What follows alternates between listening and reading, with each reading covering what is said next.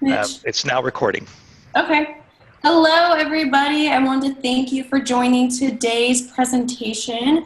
As it was mentioned in the communication that went out to the listserv, we are doing an ITSM tool presentation. We will have 4 presenters today who I will introduce in just a moment. Each of them are going to highlight one of the tools that they're using on their campuses. We will be covering ServiceNow, Cherwell, Team Dynamics, and BMC Footprint. So the way the presentation format is going to work today is it's an idea that we actually got from the project management Educause constituent group. This is a format that they actually use to demonstrate project management tools, and they got some really great feedback on that. And so instead of reinventing the wheel and coming up with a different way to do this, we decided to kind of tag on what they did and do the same kind of presentation for today's ITSM tools. So we will give each of the presenters 2 minutes to go through each of the items listed there on the right. So the rundown, overview, the history, each presenter will give their information within 2 minutes. It's based off the ESPN show called Pardon the Interruption. So if you've seen that, you'll be familiar with this format. We hope to leave about 10 to 15 minutes at the end of today's presentation for some questions and answers that come up during the presentation. And I'm actually going to turn it over to Mitch now, who I actually want to give a big thank you to. He did a lot of work on this PowerPoint presentation. It was not easy to configure. There's a lot of cutting and pasting and manipulating to make it all work. So big thank you to Mitch. And he's going to go over some housekeeping items with you guys before we jump into today's presentation. Well, thanks, Kelsey. I'm not sure if that lets me off the hook or if that's more pressure if it blows up on us. So thank you, Kelsey. Yeah, so I just want to kind of remind everybody I'm recording the session. And we are using Zoom. It's the first time we're using Zoom platform. So for those of you in the educational space out there using Zoom know about this particular platform. It seems to be a good one, so hopefully we won't run into any issues. If you have any questions or technical issues, please use the chat window. I will be monitoring as best as possible. I am limited to 1 monitor, so I may not be able to respond as quickly as I should. Also, if you type in a question, please put your institution, hyphen your name or your name and dash your institution, however you want, so that when we read the questions at the end, I can see who it's from and where they're from. The presentation will be made available. The slide deck will be available on the wiki site. We're going to use this knowledge, or it gives us back to the knowledge subcommittee so that we can archive it. Other than that, just enjoy the presentation, and I'll turn it back to you, Kelsey. Great, thank you. So if you want to move to the next slide, we'll do an introduction of our presenters, and then we will jump into all of the content that we have for you guys. So today for our presentations, we will have Bob Gribben presenting on ServiceNow, and then we will have Carla Brickelbaugh from Illinois State University presenting on Cherwell. Then third, we will have Rich Musil presenting on Team Dynamics from Manhattan College. And then last but not least, we will have Julie Jernitz presenting on the BMC Footprints from Sonoma College. All right? So Bob, take it away. You got 2 minutes, and then we'll move through each of the rest of the presenters to do a rundown and move through the list. Perfect. Thanks, everybody, and thanks for doing this. This is really fun. So we started 7 years ago within ServiceNow. We rolled it out. What we did is, the reason why we had to move it out is because as an organization, we were actually adopting the ITIL framework. We were looking at rolling out that framework for ITSM. In order to do that, then we had to look at also the tool that matched it. One of the problems that we ran into is that we were an old remedy shop, and we had bastardized that tool to the point that it was no longer upgradable, no longer supportable. And frankly, for the service desk, there were some services that were 7, 8, 9 layers deep making the categorization. Literally anything and everything you could do, it was all done in one platform. So it was a catch-all. There was no metrics. There were very, very, very limited visibility for other groups. So that was, again, we've been on, just to wrap it up real quick and get it under 2 minutes. That was 7 years ago. We rolled out ServiceNow, and we moved off of a tool that's no longer supported. And the reason being is because we were adopting a framework, an actual service management framework for our organization. organization-wide, as a matter of fact. So there you go.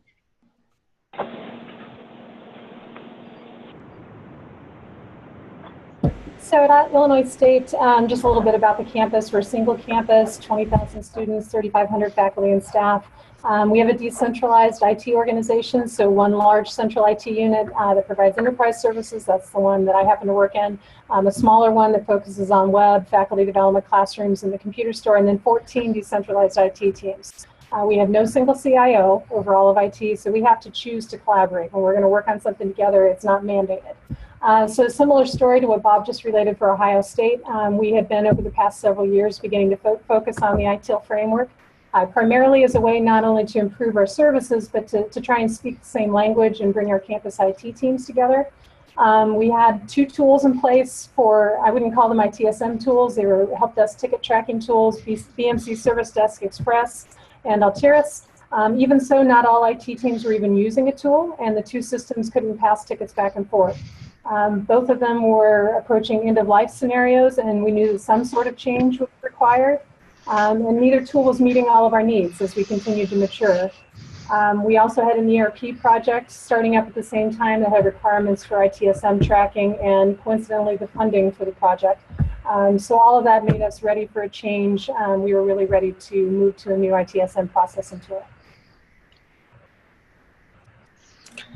So, Rich Musselman, in college, we had a major reorganization of IT in 2011, and in fall of 2012, we had a self-study, and in that self-study, they talked about how we needed to be more transparent, more reliable, and improve project management. So basically, we didn't really have any project management at all. What would happen is occasionally somebody would want to do something, and it would just kind of maybe be whiteboarded out. Was the most extreme project management we did. So we had very little project management. And what would happen a lot of times, we would take on too much and we wouldn't be able to reliably turn those things around. And the other issue with the transparency was we weren't communicating very well. So these were all kind of issues that were brought to the forefront, and we were determined to find a solution to solve these issues. And that's what kind of started the whole kind of looking for a tool to help us solve these problems.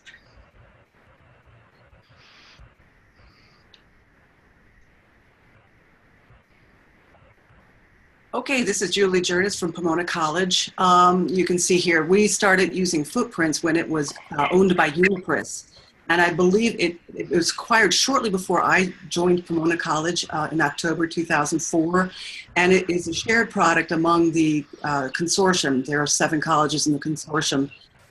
We expanded around 2007 from a basic ticketing system, which was me telling everyone they needed to enter a ticket for every contact, to something with more hopes of an integrated and holistic concept where we began to scratch out a service catalog. And that was basically, what is it we actually do support? And my group in client services simply was frustrated and needed to know. That happened to coincide with our then director's goal of starting ITSM. And so we evolved with Numara, who then owned Footprints, a startup of Footprints with an ITIL view. So we had incident management, service catalog, change management, problem management, and then CMDB, which in retrospect was probably more than we could handle. But we did want to go ahead and include broader training and implementation of ITIL concepts with some cautionary concerns there I can share later. And we then upgraded to the ITSM version of Footprints, version 9. Now, Footprints is owned by BMC, and we are currently looking at version 12, which is looking extremely and surprisingly good. I'll be frank, we were in the midst of considering changing from Footprints. Priorities have changed in the last 10 months or so, so we are looking at 12, and it's looking pretty good.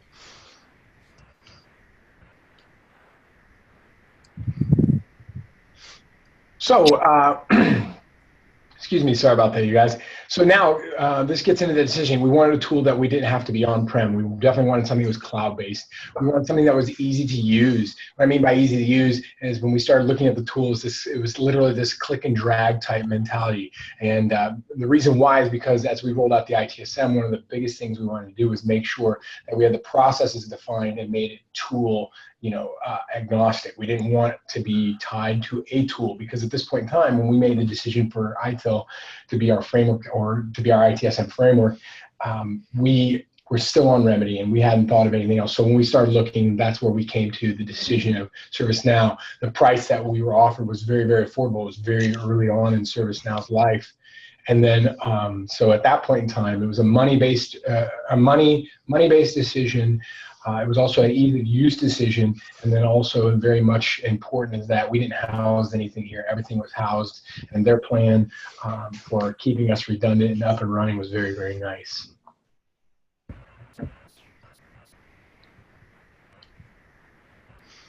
So Illinois State's decision started with an assessment of our current state for process and tool usage. We met with all of our campus IT teams and mapped the current processes for incident and change. Those are really the only processes at the time we could claim any real maturity in. We also met with business partners to get their perspective on how things were working. And we began to map out our future state and gathered the required and desired features for the tool. So many meetings, but they're really worth it. So input and inclusion, right from the beginning, we made it clear to campus that this wasn't a central IT project, it was an all of IT project. And every stage of the implementation, decisions have been made collaboratively, from requirements to RFP to development to production. Everything is discussed and agreed upon, and as the leader of the project, that sometimes feels like herding cats to me, but it has definitely worked for us, and it has absolutely paid off. We have to build our consensus. Again, no CIO, so we have to find a solution that will suit everyone globally, but also meet those individual needs. And so that is a lot slower, but it has definitely been worth it. We have people that are now engaged and excited and actually using the tool. So for the RFP in Illinois, that's a long and painful process. Maybe it's easier in your states, but we used our requirements from all of those meetings with the IT teams to write a detailed RFP. The documents from that actually are shared on the wiki, so you're welcome to utilize those if you can. 3 respondents made it through the procurement gateway, and those were Cherwell, ServiceNow, and Pinnacle.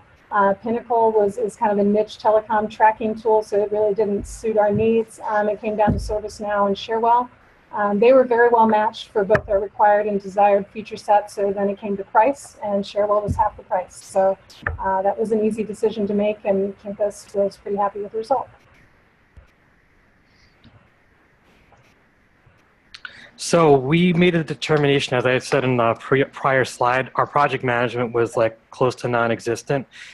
We were using a system called OTRS, which is an open source ticketing system. So we did have a decent ticketing system, but there was things that were lacking in it, such as a good survey reporting tool and the ability to assign tickets to groups, just to name a couple of things that were missing in the old system. We determined that we needed a system that did both ITSM and PPM. So we narrowed that down to ServiceNow and Team Dynamics at the time, and that was back in 2013. ServiceNow was about twice the cost of Team Dynamics. Also, when looking at ServiceNow, we felt that it wasn't as user-friendly as Team Dynamics. So for those 2 reasons, Team Dynamics was the tool we decided to go with.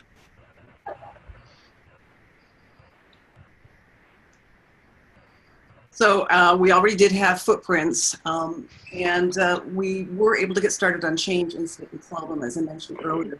We're going to skip past the bullet points and talk to you a little bit about our RFP process. Last year, about this time when we were about this time we were discussing changing from footprints to another tool. As I said, the priorities have changed since then, but we were ultimately presented by BMC with a Salesforce, a sales remedy force type of tool, which was definitely not a winner in terms of consideration. We had narrowed it down to ServiceNow and Team Dynamics. As it turns out, that was shelved at this point in terms of priorities with the change of leadership. But in retrospect, as I was looking at ServiceNow and or Team Dynamics, I'm exceedingly pleased with what I've been seeing of Footprints version 12. It is providing to me a lot of the universal or the shared type of workspaces. Instead of jumping around from one workspace to another, we can still share our workspaces with our advancement people, our physics people for work. They use it for work orders, and so it's looking pretty good. It's looking a lot more holistic, if I can use that word again. than Footprints 11 and before did. So as a comparison of Footprints 12 to ServiceNow or Team Dynamics, I'm exceedingly pleased. I think it's competitive. So now we get into the implementation. Now I can tell you that it took a little bit longer than it should have taken, but as we scrapped Remedy completely and started from scratch, the biggest time that took the most was actually defining the initial incident management process. Once you got it into the tool and got into the tool, it was fairly quick from that time frame. So it took 6 months for us to actually roll it out and start using it. So what we did is we defined, documented, trained everybody within the office of the CIO and the incident management process that would go into the tool. After that, all users were also ran through the ITIL Foundations course, which they had to take the exam and pass also, which was kind of a nice way for us to, again, roll out the ITSM processes and that aspect, and not so much just a tool. So we looked at this phased approach of, listen, you must take the foundations course, then you're going to get trained on the incident management process, and oh, by the way, it's built into the tool. And so we did a lot of classroom training before actual tooling, a lot of documentation, a lot of tests, just, and it wasn't, pass, fail, oh my gosh, you don't get to do this or you don't get to do that. Once we got the tool finished, though, however, we took all those people, the same exact people, and ran them through more training where we actually sat them down with the process and showed them how to use it with the tool. Also covering, at that point in time, we had an SOP that we built out, or standard operating procedure that we utilized, so that people understood the difference between work notes or customer notes, or how to correctly prioritize or categorize. So that's what took the 6 months and why it took so long for us. So a few words about process and tool. It's kind of a chicken and the egg thing, right? So the conventional wisdom is that you do your process first and then you operationalize in your tool. We found in practice that it's just really not that simple to separate them completely. They inform each other, and you need to be flexible, being able to make changes both ways.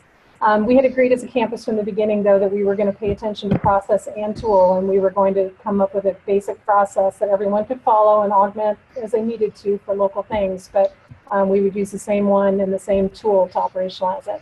So right after the award to Cherwell, we formed a campus-wide working group to guide development. Every IT team is represented on that group, and we meet weekly or bi-weekly. They're involved, as I said, in every aspect of decision-making for the system. So we ensure buy-in and knowledge all at the same time. And they are very engaged. I measure that by the fact that they show up for our meetings. And they're interested, even a year and a half into the implementation. So that's great. Once we hit production with the first phase, we formed an ITSM advisory group that guides decisions on production level portions of the system. We did a phased approach, trying to create manageable chunks of work, as well as implement things we need most first. And I'll detail what's in each phase in the next section. One thing that was critical for us was to have an implementation partner. So our award was actually to Avante Solutions, who's a Cherwell partner, because we were awarding not only the subscription of the license, but also a set of hours to help us with implementation. And I would go so far as to say we couldn't have done this without a partner. We couldn't have done it this quickly anyway. Not that it was all that quick, but it was absolutely critical to have their knowledge of the tool and how other customers use it. They also work with a lot of higher ed customers, and we were looking for that experience specifically. They have a base configuration for various parts of Cherwell that is specific to higher ed, and we were able to jumpstart from there. So, our application admins are really talented, but it simply wouldn't be possible for them to get up to speed on such a complicated product quickly enough to get going as quickly as we have done with Avante. So we started our implementation in July of 2013. It was basically right after July 4th weekend. We did about a week of training, and just to explain that, in college we usually have Fridays off, so it was really like 4 days of training. And it was just kind of like everything we needed to know to set up the system. We focused primarily on the ITSM side and the service catalog. And we did a little bit of the project management side, but not too long. From that point, I had about 2 months to kind of like get everything set up. And at the end of August, we had our implementation specialist come back on site.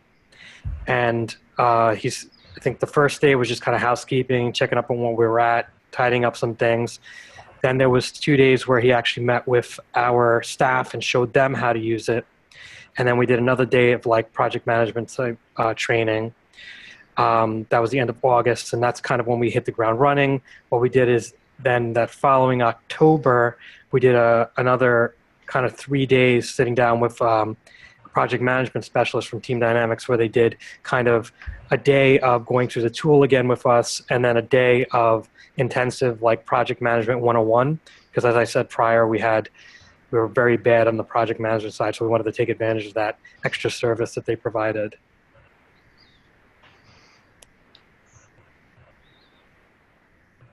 Oh, the Ensure, you can forget about that. Ensure is what we need to drink to keep ourselves on tack. We're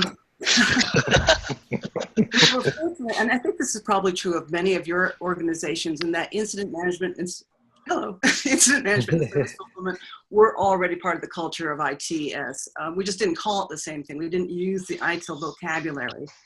So the first thing we did was we trained a broad subset of ITS employees on ITIL foundations. And then we trained appropriate subsets of employees on the modified workspaces that included the incident management and service fulfillment. That's one workspace, change and problem. And I guess I would say that we are not the example you would want to follow. One of the areas I found in our last year's discovery of new tools was that many of the complaints that my coworkers had or other people had were basically due to lack of training or changes that hadn't been implemented with discussions beforehand. So the fact is that we had changes in personnel.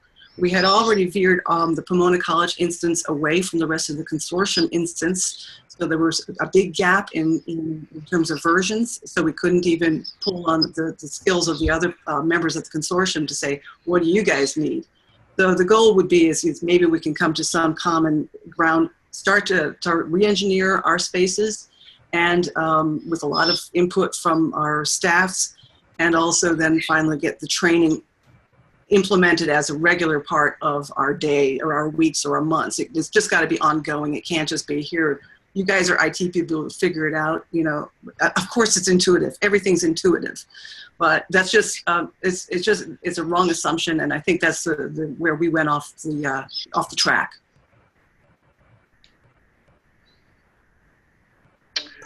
So our current usage here at Ohio State is heavily. One of the things we did when we go back one step to the implementation is before we rolled out any process or before we rolled out any tooling of this of a process, we had to define an actual process owner and a process. Then you build inside the tool.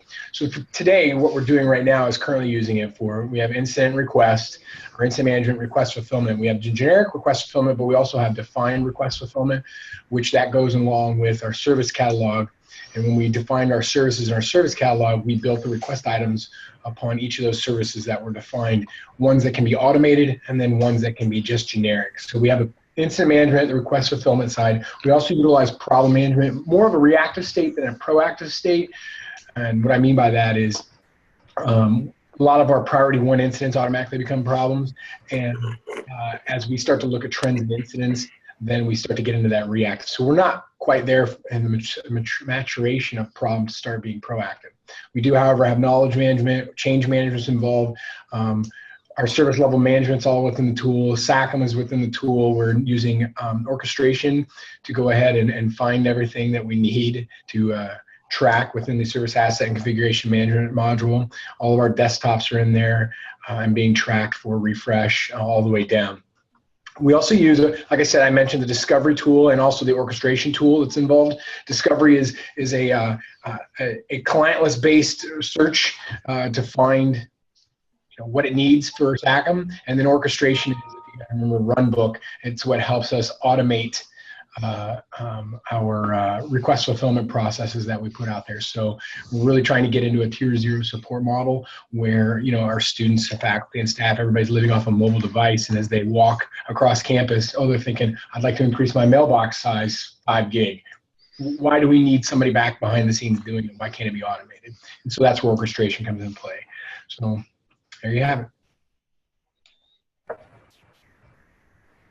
So currently we have phases 1 and 2 out of 3 in production, and I'll let you read the screen. But phase 1 was change knowledge and the infrastructure items within our CMDB, so servers, databases, back-end application kind of stuff.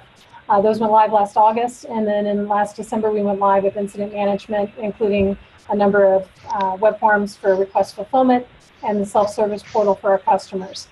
Incident management, of course, required by far the most work because it's our most mature process, and it did involve a change for the customers using the portal.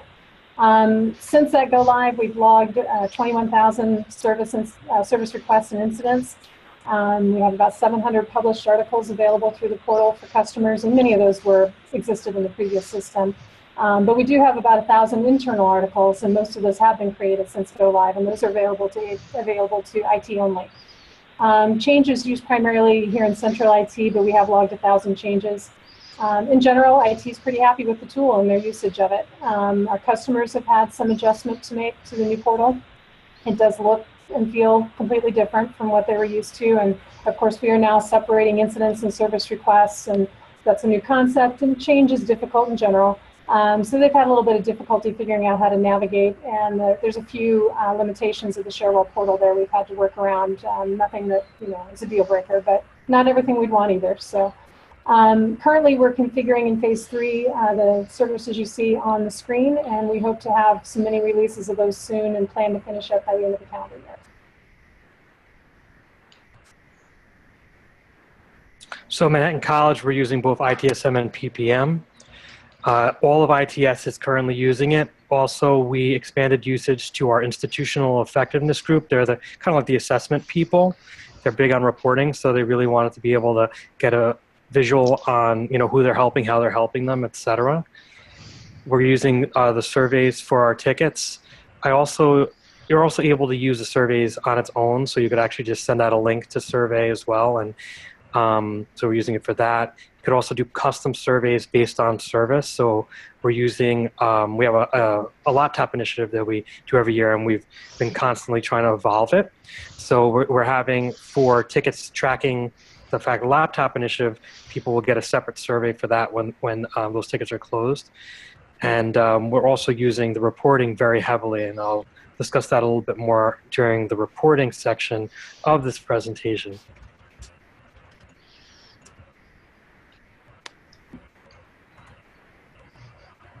Okay, so our initial dive into ITIL ITSM was back in, I think, 2007 or so. I measure things by when people died in my life. So, so like, oh, it was before so-and-so died. Just kind of grim, but that's me. We worked with Numara, a consultant at the time, to set up our incident and change workspaces. And I think it was really over-engineered. We were not ready for that. And what we did was, as I say in my second bullet point, our enthusiasm created a level of complexity we were not ready for, to say the least. That's really putting it in an understated way. Our change management voting statuses, there were about 20 or 30 of those. Our service catalog was huge. And we pared back on that quite a bit so that people did not have to classify tickets going through 3 levels of description. That's good and that's bad. There are things that have to be considered about that.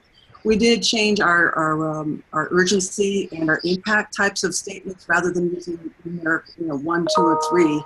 We used descriptive words, so it's affecting a classroom, it's affecting a department, it's affecting the students, it's affecting residence halls. They can work, they can't work, they might as well go home, they might as well retire. So it was a little bit more descriptive. I don't like using codes for that type of thing. We still have a lot of I'm back. Thank you. Sorry, I'm rambling. Problem management suffered a significant setback because it was viewed as extra work. The whole thing to this thing is that no one really, the things that work well are those things that there is proven return on. The problem and change management don't have a return that people can see. They're not going to really stick with it. So, a renaissance and enthusiasm, next slide. Boy, I'm verbose. I guess that would probably be about it. Well, the hard metrics. Yeah, getting metrics devised and utilized, those are real key. I've got all the data in the world, but really no one cares if you don't analyze the data. So we're looking at that as our next phase. Thank you. Oh, I might have, let me see if the next slide, sorry, audience, I might have messed this up. This is supposed to be Bob, but let me see if the next slide has it. Oh, wow. Yeah, it's there. Is that your slide, Bob? No, that's Cherwell right now, but it was me. Is this your slide, Bob? Oh, see, that sounded like me, Bob. No, I think this is Bob's slide. Yeah. Uh, I'll go ahead and Yes, start Bob. with you, Bob. Sorry about that, Julie.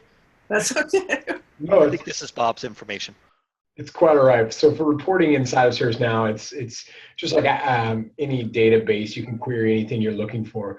The one reports that we do have built out, and it's for any of the hard metrics or the KPIs that are needed for the processes. They're automatically built in and generated via the tool to be provided to our ITSM council, so we can report when we get into that maturation aspect and looking at it from a month-to-month basis.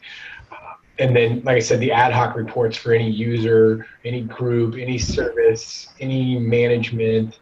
I mean, pretty much anything. As long as the data is there, it can be reported on, and it can be massaged many, many, many different ways. So, I think just like any other tool that's out there, the reporting is very robust.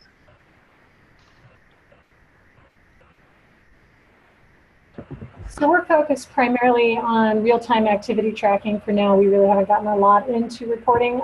We didn't do a lot of dashboard configuration during implementation, and so mostly we've discovered a lot through exploration since. One of the interesting developments here is to kind of look at how people track their work. So in our previous system, everyone was very accustomed to doing all of their tracking through email. There was no concept of a dashboard in the former systems.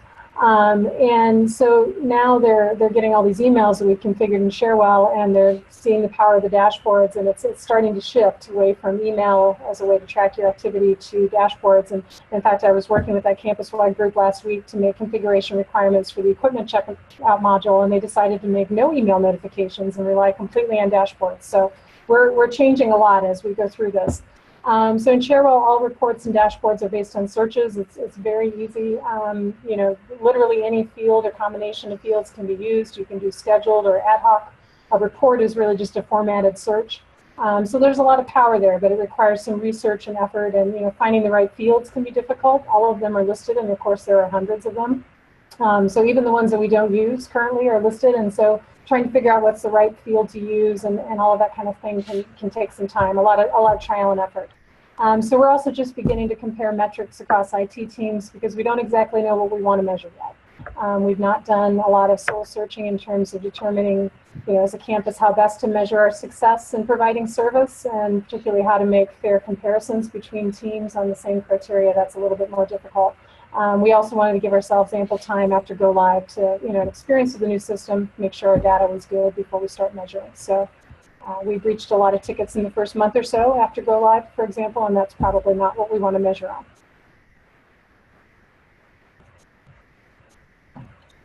So these are just some of the reports that I use on a daily basis that whenever I present on Team Dynamics, I kind of like talk through just to see most people have found value in them. So I'll just run down and explain what I did. So first one here is like 24-hour tickets created still open. So I found that I'm too busy to actually look at every ticket that comes in. So I made a report that only shows me from the time I'm looking at the report, tickets that have been opened in the last 24 hours that are still open, just so I get a quick glance into, what's new that, still matters. Classroom issues. If there's an issue in a classroom, I want to know about it. So any open classroom issue tickets show up there. As I mentioned before, I'm very happy about the survey reporting in Team Dynamics. So if anybody writes any question with a dissatisfied answer or very dissatisfied, I want to know about it. So I have a report that shows me surveys where people were dissatisfied or very dissatisfied. We also have a question asking if anybody wants to be contacted by a supervisor. So if anybody writes yes, they show up in that report there, supervisor contact request. KPIs. So I have different KPIs for my different groups. For my client services group, which is kind of like our help desk, I want to see any SLA violations for the week. So it has a number of the number of SLA violations as well as the tickets, and I can kind of run down with them and say, why do we have so many SLA violations this week? Then they can give me an answer on it, and we can drill down to those tickets if needed. I have reports based on tickets being open too long. So if a ticket's open more than a week, I want to know about it. So I have broken up I'm going to try to speed this up because we're running low on time here. Tickets by service. So one of the big things I want to report efficiently, by service for the week, what's been opened. And should I just keep talking? Because I'm not going to ask you right away. Just continue your thought. All right. So I'll try to. Sorry, I'm making up time because I was quick on the other slide, so we should be good. So anyway, tickets by service. I want to make sure that we're accurately showing which services are being used, so I'm able to, for the week, see tickets open or closed by service, and see that distribution looks good. I have a report now and then performance over time, so I actually go back 2 years, so I could see 2 years ago, this week, 2 years ago, this week last year, and this week this year, and I look at things like SLA violations, created and closed by service, as well as counts. And I also look at ticket counts closed by agents. So I kind of use that almost as like a motivational tool. So who closed the most tickets? So it's not really necessarily showing the whole picture, but motivational tool. That's what I got there.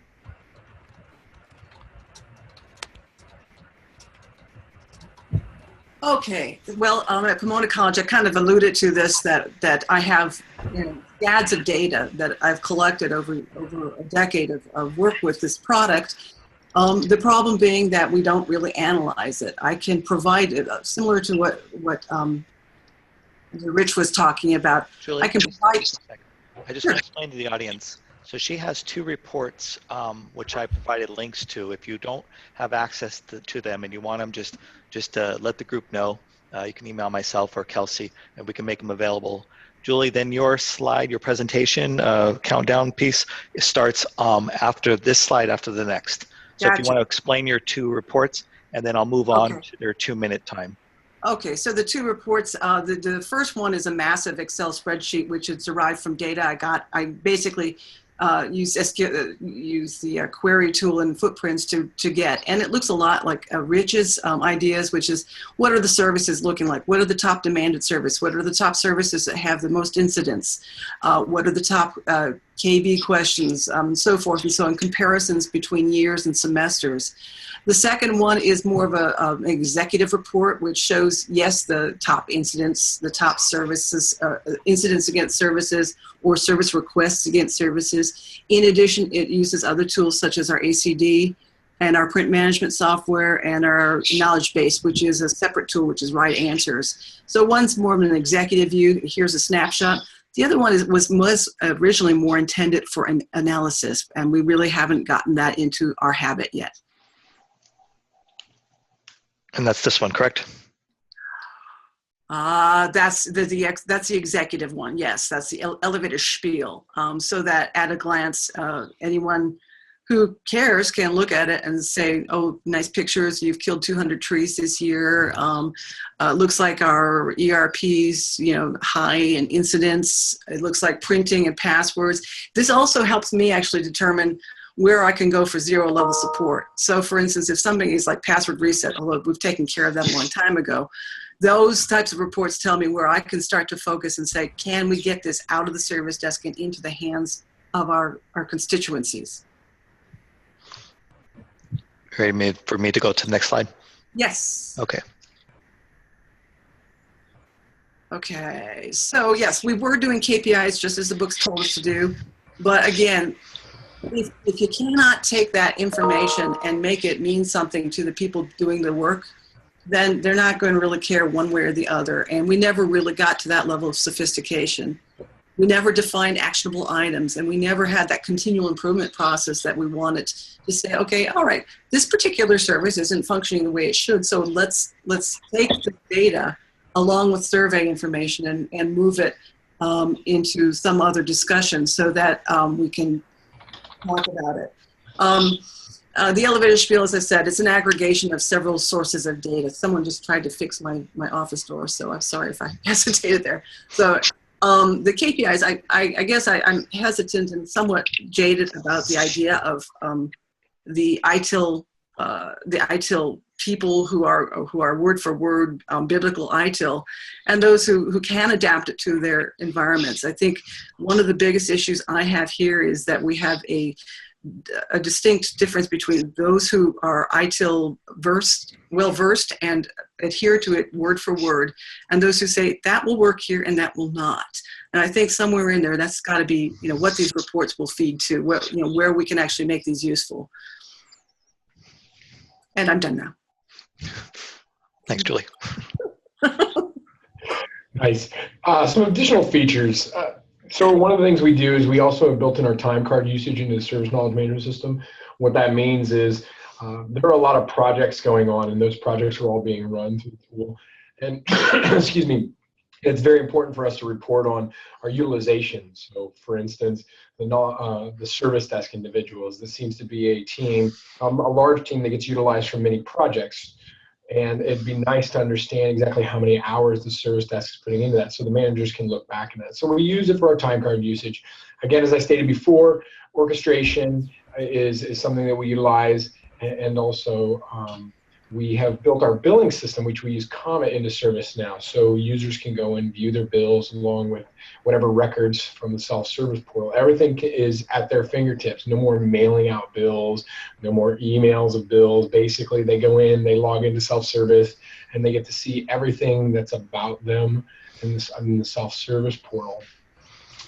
We also, some other additional features, we also created, I got this question a little bit earlier and I answered, and hopefully it was clear enough, even though I don't type very well or fast enough. We built this tool as a service that's usable by anybody who wants on the university. So it's a university with 31 individual schools all across the board. Some of them have homegrown, some of them bought other tools, whatever the case may be. They're realizing that the cost behind that is something that they can't handle. So the processes that are built out in the tooling, that is one thing that we have done, is shared that across the board with our, I don't want to call them customers, they're our partners with supporting our students, faculty, and staff.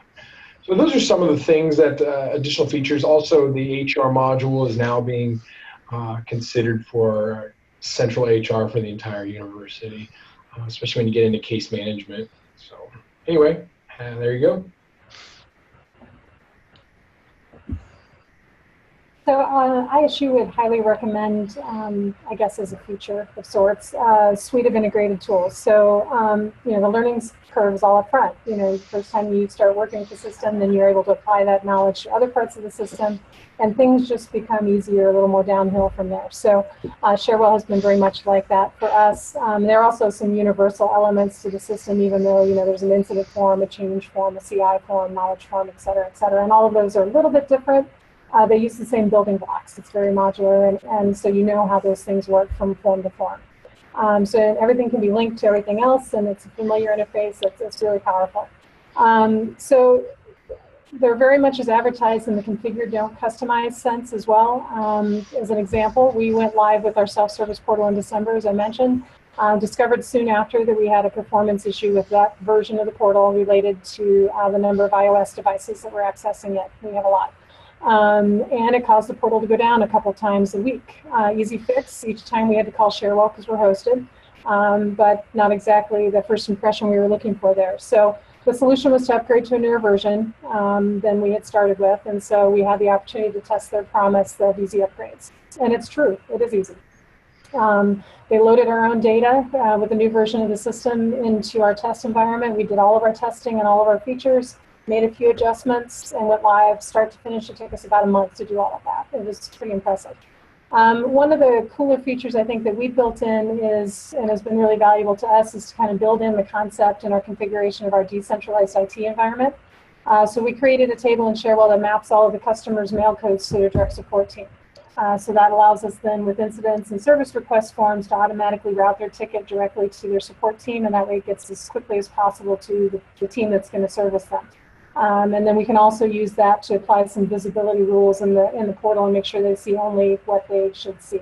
And the system has been very flexible. Of course, everyone's willing to compromise on this has been critical here, but making configuration choices that benefit everyone globally, but still allow individual needs to be met is not so easy, but we've been able to do that.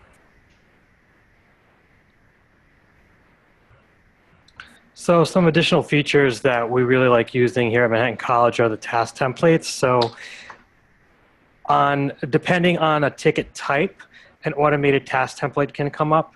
So it's really helpful for kind of like making sure procedural things happen. So for example, if there's a network issue, we can make sure that, you try a different Ethernet cable, or get the IP address, things of that sort. For an event setup, we can make sure that you test everything out the day before, things of that sort. Canned responses. So pretty much what I tell people is, if you have to write something more than once, let me know and I'll make a canned response for it. So things like activation resets. So instead of resetting a password, we reset an activation code and send the user their username and activation code. So we have like a template for that. So then the agent only has to put in, the activation code and the username, and it gives all the instructions with the URL they have to go to, things of that sort. Custom attributes. So, none of these systems necessarily are built specifically for our institution. And it's nice to be able to make an attribute specific to our institution. And you can have drop down, there's the text field, things of that sort. We have date pickers. So I use that, for example, for event setups, for start time and end time, things of that sort. The card wall. So like I said, we were not very good with project management to start. So built into Team Dynamics initially was what they call the waterfall project management plan, which looks like a Gantt chart, and it's very complex, and it has prerequisites and things of that sort. The card wall kind of is more like being able to put a bunch of post-it notes up on a wall and drag them from new to in process, things of that sort. So having something like the card wall is really beneficial for an institution like us that was not very project management centric. And the ticketing feed, it's good for project management as well. Picture your Facebook wall, something like that, to be able to kind of see everything that's happening, whether it be a project, a task in a project, a ticket task. It all shows up in that feed. You can kind of at a quick glance see everything that's happening at that second in the institution. It's very helpful.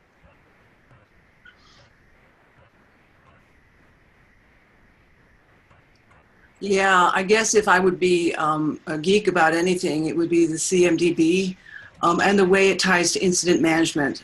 So the configuration management database can be fed into in Footprints either via the asset discovery tool from BMC, which we do have, or it can be fed manually, or it can be fed by any import from a CSV file or that type of thing. We do tend to make it manual and we're primarily focused on the desktop side, our inventory side. Our servers never really got cataloged, though that is changing rather rapidly with the change in leadership. But at any rate, when a ticket comes in, we put in the contact's name, and those configuration items that are associated with that contact come up, and we can associate then the ticket with that. This is helpful particularly with things like printers, which as they go out for repair, after a couple times, I'm pretty much tired of dealing with that, and we'll say, you guys ought to look at a replacement. We are doing time reports. They're exceedingly useful because it gives us an idea of the amount of time, the amount of resources that ITS is actually feeding into certain services.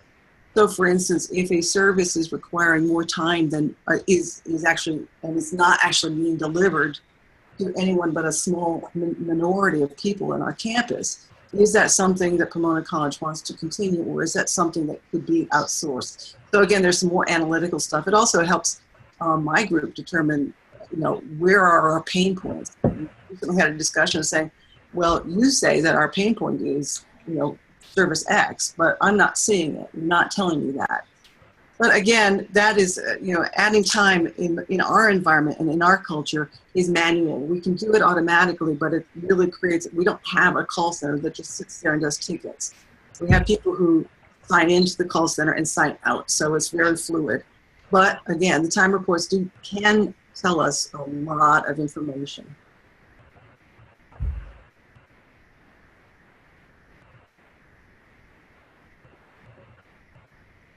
I think, Bob, you're up.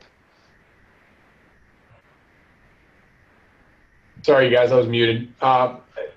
This last piece, the benefits, and one thing I want to talk about first before I get into this is I'm not a tool person. Yes, we are using ServiceNow, and yes, the ServiceNow team does report up through me. But at the end of the day, if you don't have good processes, and the tool is worthless. What I mean by that is you're going to, you're going to run it. You're going to run the tool you're buying now right down into the ground, and then one day scrap it and start again with something brighter, shinier. So I really, really want to make that known that I'm not a huge tool-centric person. However, the benefits that we have figured out is that with any of the tools that are presented, and everybody's done an awesome job, is that it's used for knowledge, which is that strategic reuse of information. We can put all the records, all the change records, all the problem records, all the incident records, all the request fulfillment models, all that stuff in this tool, all the knowledge-based articles we want, but if nobody finds any value in it, and what I mean by anybody, I mean the users and their customers, it's really just Excel spreadsheet or a Word document or whatever else that's out there, Google Docs, all that. So it's knowledge. It's that strategic reuse of the information that's being brought into us, being able to take those metrics, those hard metrics. Earlier, I wish I could remember who it was, talked about their metrics, and they did an awesome job, and being able to decipher what's being done and how it's being done, but also from the customer standpoint, are we doing what we should be doing to support our customers and make sure their lives are easy? So that's the benefit from my standpoint, whether it be ServiceNow or any of the other tools, but just from these knowledge management systems itself, the knowledge. So there you have it.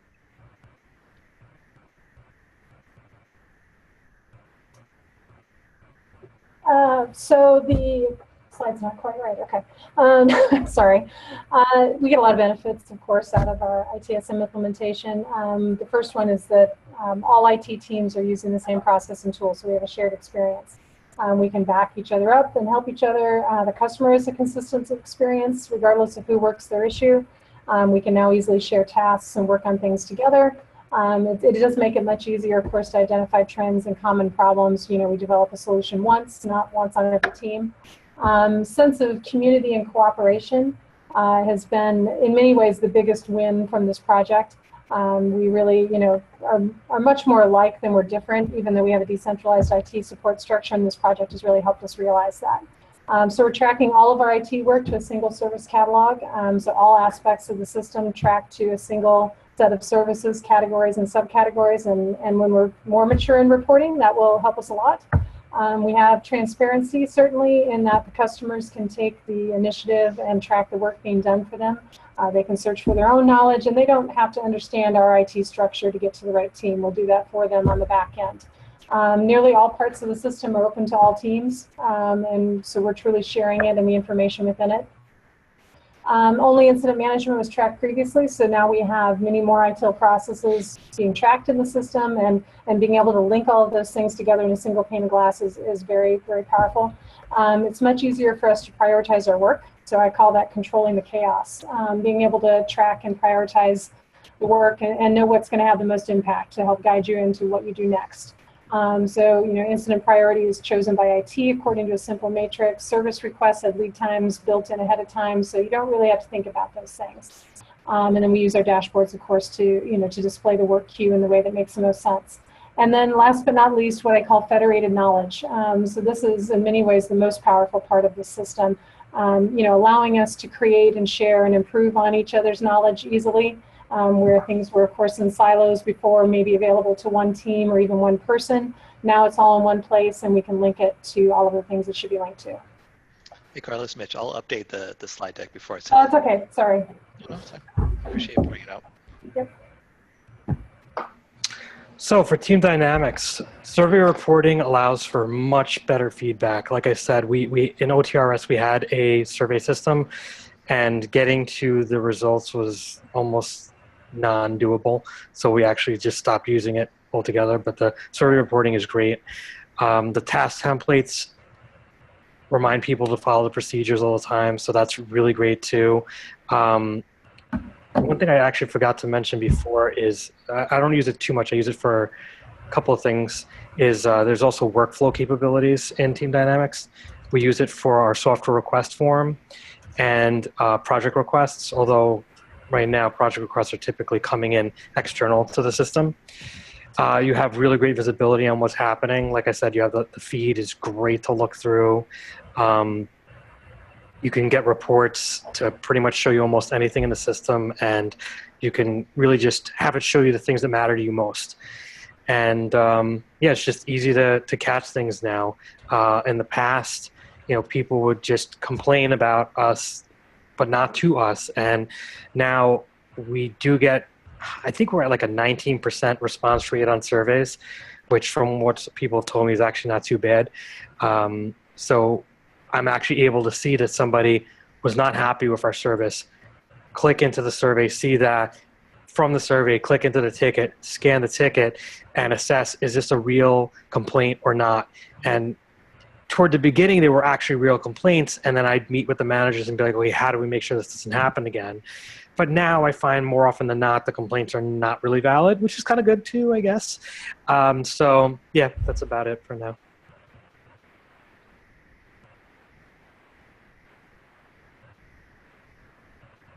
Well, I think I'm going to agree with Bob that I'm not tool centric. I'm fairly agnostic about the tool. Footprints happens to be the one I'm on here, but I've been on other tools in other places. But I think above all, you can read this, but I'm going to emphasize it. Communication is and could be even more enhanced. The fact of the matter is that each of us can tend to work in silos. Client services and instructional technology and media services and information services and network services. We can all work in silos and lose our ability to actually function as an organism. And, what becomes is that we become this monolithic creature that no one really recognizes, let alone each other. So did I mention communication? Processes can be identified for improvement. Recently, I've employed in my own group the red button of Lean IT, which I've started to write some stuff in or incorporate in. And if something's broken, I don't want people telling me it's broken. I want them to stop what they're doing and let's fix it immediately. So that's what we do, and we get the people we need, either from network services or information services, and we have a situation report right there.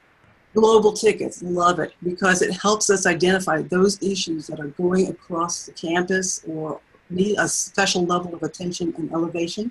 And yes, sometimes cause some root cause analysis, which I happen to love and no one else does. I don't get it, but okay, because I'm never the root cause. So I think generally, whatever tool you use, as long as the communication is there, as long as you're looking at where you can improve the service to your campuses and to your constituents and yet make it not complicated for IT people to work. I think that's the whole gist of why I even like the tools at all, whether they be Footprints or Team Dynamics or ServiceNow or Cherwell. Great. Thank you everybody so much. All of our presenters. Thank you for taking the time today to speak about the tools that you're using. I hope that those of you in the audience have found this really helpful. As I mentioned, we hope to leave some time at the end for questions, but we just ran right up until that hour mark. So we will be able to post the chat transcript. So for those of you who weren't able to view the chat or were joining us by telephone today, we will post that. Our presenters did a great job today of answering those questions in the chat as they came up. They also provided their contact information, so if you guys have any additional questions or would like to follow up with any of them, they did provide that information for you guys there. Here are some additional resources that you guys can utilize too to find out some more information about ITSM tools and whatnot. We will post the recording on our wiki as well, so we will post to the ITSM CG when that is all available. And thank you again for joining us, everybody. Hope you had a good time, and we look forward to seeing you for our next event. Thank you, everybody. Thank you, Kelsey. Thank you, presenters. Thank you. Have a good day, everyone. Bye. Take care.